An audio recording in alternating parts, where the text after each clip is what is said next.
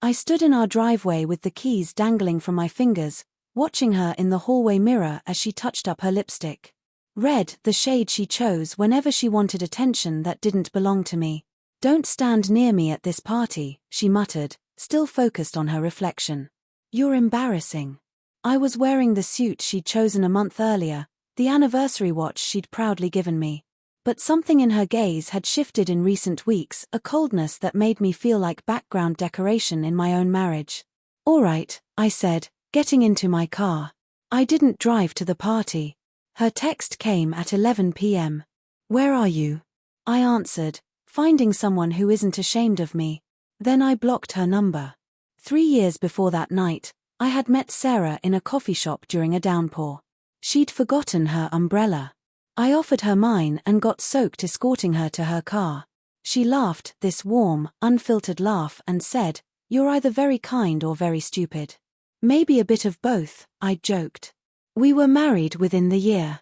I shaped my world around her. Took the promotion with longer hours because she wanted a bigger home. Skipped the gym because she said she missed me. Shrunk myself so she could feel larger. I didn't see the moment love faded and convenience took its place.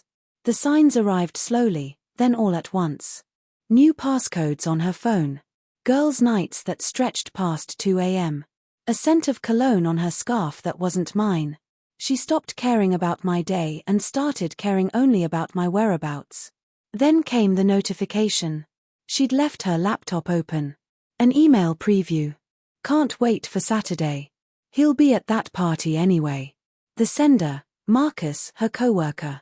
The one she'd mentioned twice, both times dismissing him completely. I didn't confront her. I snapped a photo.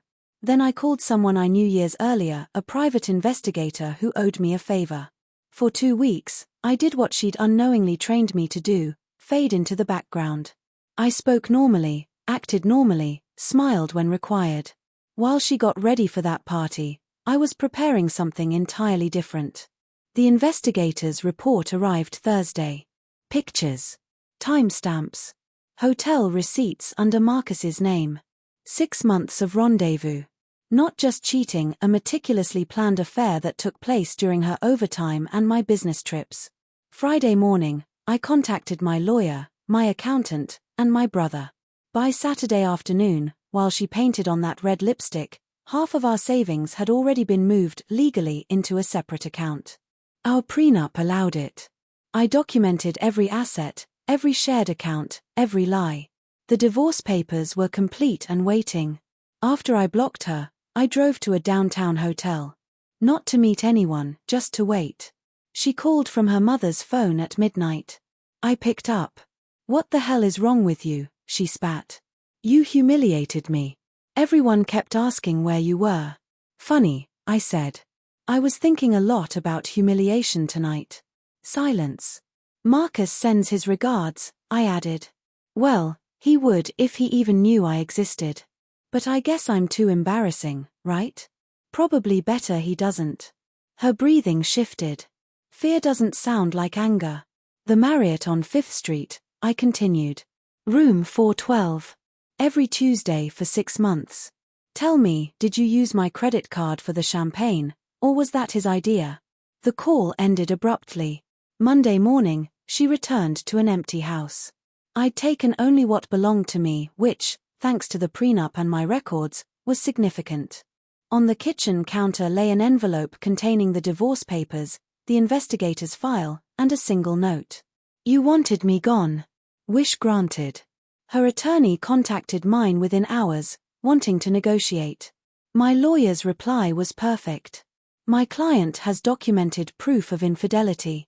As stated in Section 7.3 of the prenuptial agreement, this voids any claim to spousal support. We're prepared for court, though I imagine your client would prefer this remain private." She signed within a week. 6 months later, I stand inside my new apartment. Smaller, quieter. Mine. The divorce is finalized.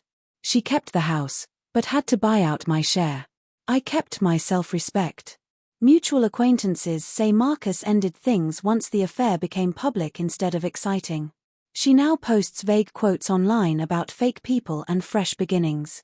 I don't bother looking anymore. That night in the driveway, the night she said I embarrassed her, something inside me finally snapped awake. Not rage. Clarity. She wanted me invisible. Instead, I became untouchable. And the best part? She never saw it coming until she stood in an empty house, holding documents that showed one undeniable truth. The embarrassing one was never me.